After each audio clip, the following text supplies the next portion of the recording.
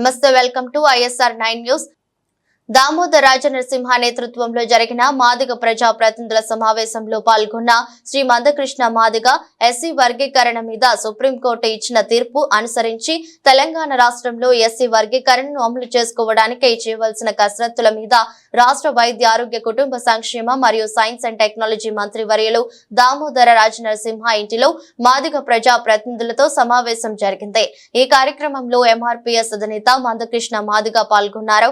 ఈ కార్యక్రమంలో ప్రభుత్వ whip Adluru Laxman Kumar, Nakrekal MLA Vemula Veeresham, Thungathurthi MLA Mandula Samuel, Manakondur MLA doctor Kavvampally Satyanarayana, Chevella MLA Kale Yadaiah, OU ప్రొఫెసర్లు సి కాసిం, మల్లేశం, MRPS రాష్ట్ర అధ్యక్షులు గోవిందు, నరేష్ మాదిగ, విజయ్ కుమార్, కొండేటి మల్లన్న తదితరులు పాల్గొన్నారు.